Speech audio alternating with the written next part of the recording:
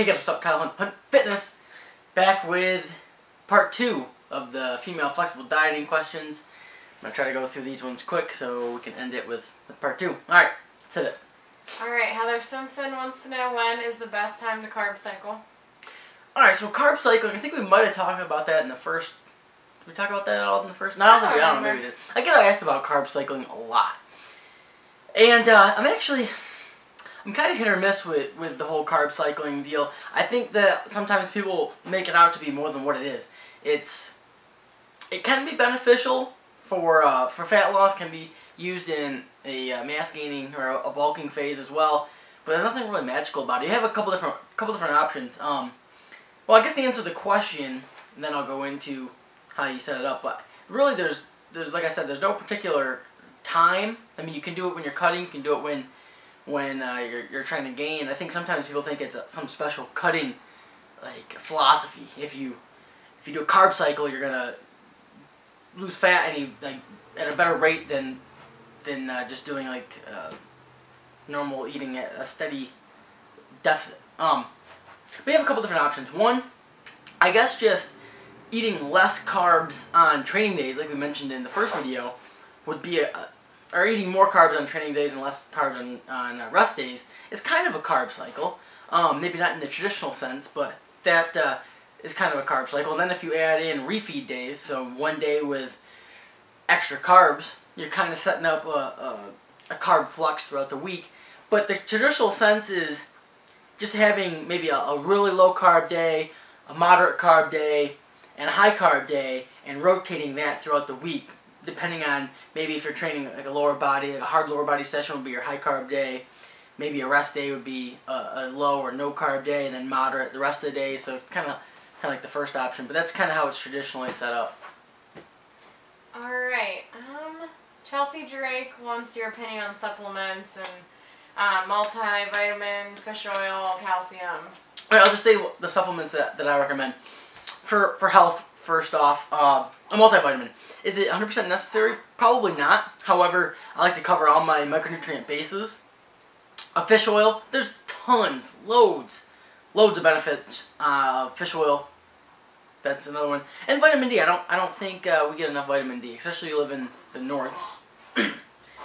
Alright, so that's for health, those three. And for performance, really, creatine is probably the best. I know there's a creatine question coming up, I think. Probably the most studied, most beneficial sports supplement there is, really. So I do recommend that. And whey protein, I recommend that just to hit your protein needs. So those 5 basic supplements. Alright,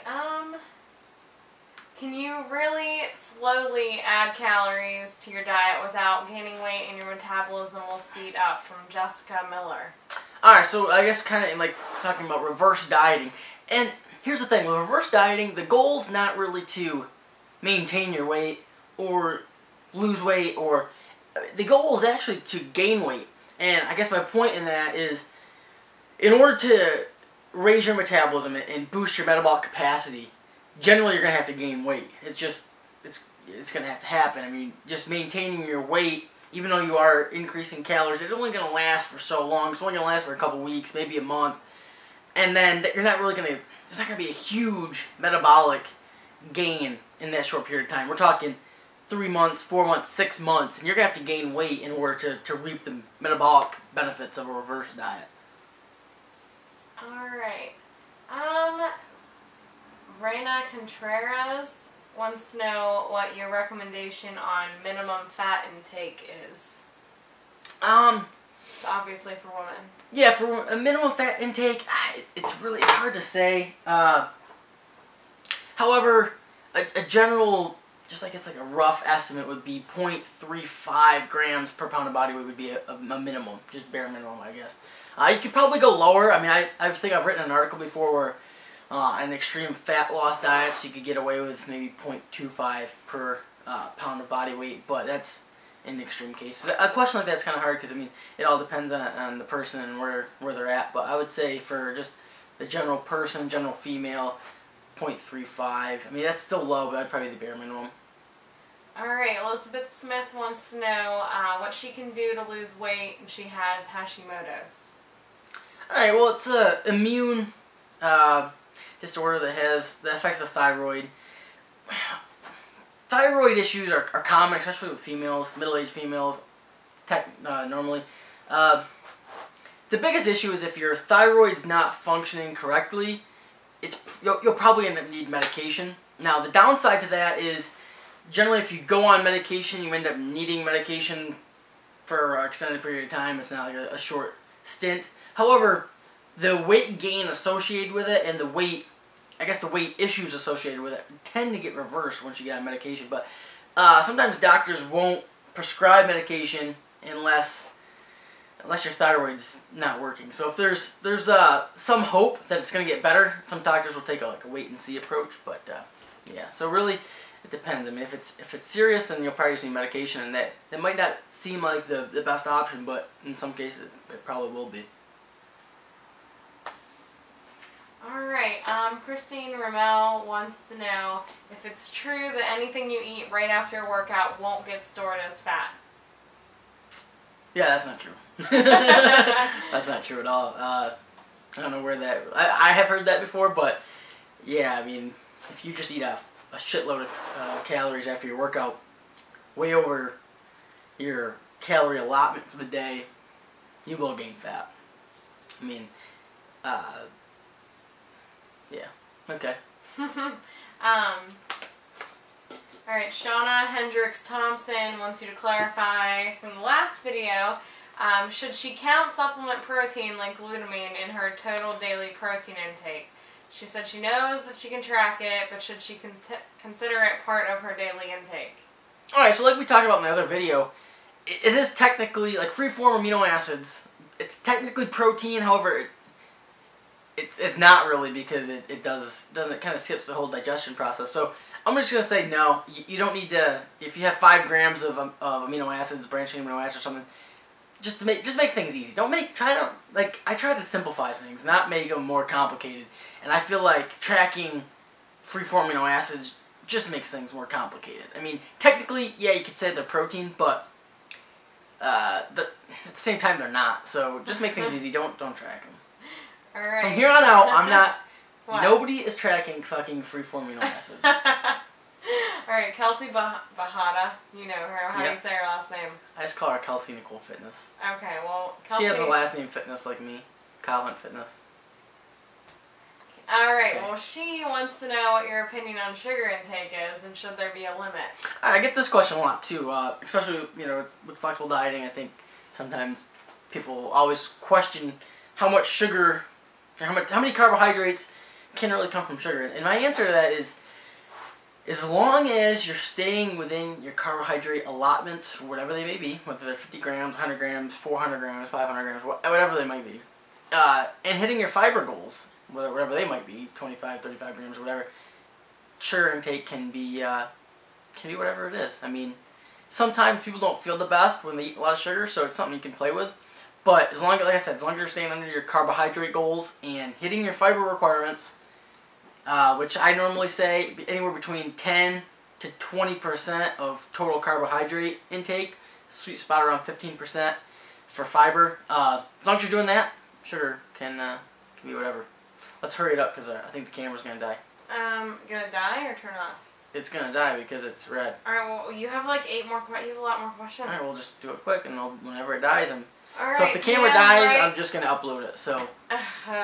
Pam Wright Connolly wants you to talk about creatine benefits, side effects, how much, when, different types, etc. Thank you. Alright, so the best form of creatine is just creatine monohydrate. Don't get into any of the gimmicks, any of the other shit. 3 to 5 grams a day. Loads of benefits, like I said earlier. Mostly for quick explosive movements, so like sprints, lifting. Just look it up. Look at examine.com. It'll give you a ton of information. Pretty much any supplement, but just look it up. It's 3 to 5 grams creatine monohydrate. Alright, Edith wants to know how you find out if your body responds better to fats versus carbs. Alright, now this one, it can get tricky because this is... people tend to favor carbs or fat. Just mentally, maybe it's what they've read, what they've heard, what they believe, and then they think that they perform better, or it's like the placebo effect. If you think you perform better on fat and you get a high-fat diet, and people all of a sudden, oh, I feel great, or you think you perform better on high carb, you tend to, when you're eating high carb, feel great. So it can be hard to do it that way. It's one of those things where I think you need to, diet on a low-carb diet, see how you feel, see how you perform, like a full diet, and track everything, track numbers. Don't just go by feel, track everything. And then do a diet on higher carbs, and then see how you respond. I mean, it's something that if you hire a coach, they'll probably be able to figure it out. But when you're just doing it yourself, it's hard to be objective. Okay, I don't know this girl's name, but she wants to know what reverse dieting is and what are the benefits. Alright, so just for time's sake, I'm going to send you to my website, KyleHuntFitness.com. I wrote a very detailed article on reverse dieting. Check it out. Okay, her other question is, how much does consuming alcohol hinder progress, such as either strength or fat loss? Alright, so, I mean, moderation, like anything else, if you go out and get completely hammered, obviously it's not going to be good for your fat loss or training in general. But a drink here and there is fine. Yes, you can track drinks into MyFitnessPal. You can track it in your macros. Alcohol is 7 calories per gram. I recommend if you're going to drink to take the alcohol calories away from either fat or carbs. And just always hit your protein goal for the day, no matter what. And then if you're going to drink, fit it in. Alright, Johanna Pat wants to know what could be causing bloat/slight constipation when it's not specific foods or time of the month. It could be just allergic to foods. I mean, any food. So when it's not specific foods. Well. Yeah, it's not any specific food, and she's not having her visitor. Well, the first thing I would say, regardless, is that you'd probably just have an issue with some food, whether I don't know. Now Lucy's crying. So it's not a specific food. No, maybe she's not eating enough fiber. Well, yeah, I mean you're not eating enough fiber, especially water-soluble fiber. So or too much fiber. I mean, that's another thing. Fiber is something that people think that fiber is good, so more has to be better. But I mean, people who eat too much fiber tend to have GI issues. So I would actually probably say not enough, or too much fiber rather than not enough fiber. But okay, Tamara Leon wants to know about water intake. Does it really matter, or is it just another myth? Well, hydration's definitely important. I think that it gets blown out of proportion in the fitness industry. I think, when people carry around the water jugs and drinking gallons upon gallons of water in a day, thinking they need to do that is not necessary. The biggest thing, and actually when you look at the research, this proves to be, on hydration, it proves to be what continues to be shown up, is just don't let yourself get thirsty. So always just sip water. And if you're not thirsty throughout the day, you're probably fine. And around training, obviously, you probably are going to get a little bit thirstier. Wet your whistle a little bit throughout your training session. But you don't need to make it a conscious effort to down gallons of water. Just don't let yourself get thirsty, whether that comes out to be half gallon a day, a gallon a day, 3/4 of a gallon, whatever. Just, it's something to play with.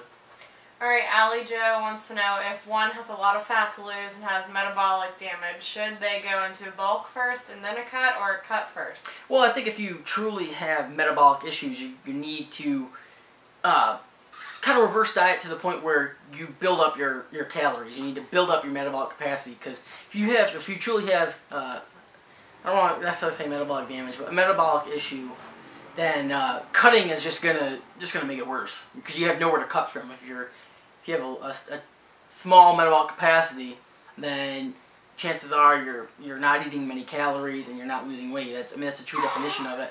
So the only place to go would be to drop calories more and create more of an issue. So you're gonna have to build up your metabolic capacity, build up calories through like a reverse diet, or just gaining weight, trying to build up your calorie total. So.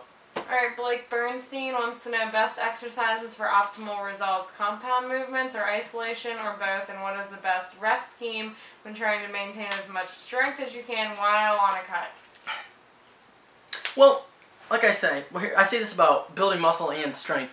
The best program to build strength or build muscle is going to be the best program to maintain strength or maintain muscle during a cut. So nothing changes there. Compound movements are always going to be favored over isolation movements. That's not to say that you should never do isolation movements, but majority of your training you should focus on compound heavy weights. For strength, I love around the 5 rep range. I mean, that's not to say you can't do 3 or 6 or 7, but I love pounding away at 5 reps. Yeah, around pounding there. away at things. Yeah, especially you. Alright, Christine Ramel wants to know if cardio helps with fat loss or no. Yeah, I mean, it definitely does. I mean, is it 100% necessary for fat loss? No, I've had tons of clients that got great results and got completely shredded, contest prep shredded, and competed with barely doing any or absolutely no cardio. So it's not 100% necessary, but it definitely helps. I love high intensity cardio.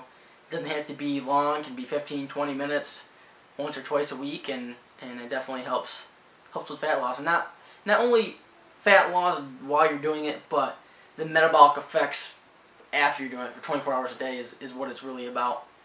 Okay, and she also wants to know what your take on artificial sweeteners is.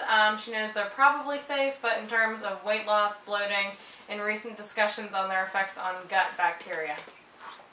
I think it's with artificial sweeteners, when you look at the research, most of it is based off from crazy amounts. More than, well, for one, it's mostly rodent studies, which I don't like to discount that because a lot of our medical research has been done on rodent studies. But anyway, they give way more than we could consume in our lifetimes, pretty much, in one specific dosage. So it's hard to really to see the negative of it. I think that, again, that's something that gets blown out of proportion. Are they the healthiest thing? I think we should just be, having tons of artificial sweeteners. Probably not. However, when it comes to like a weight loss, or even really for health, because body composition is a huge component of your health. So I guess the biggest thing that matters is it helps you stay within your calorie and macronutrient guidelines. In moderation is going to be okay. I guess that's my answer to that. Alright, we're done. That's it? Alright. So that was the female flexible dieting group on Facebook's questions. And yeah, hope you enjoyed the video. Until next time, guys. Peace.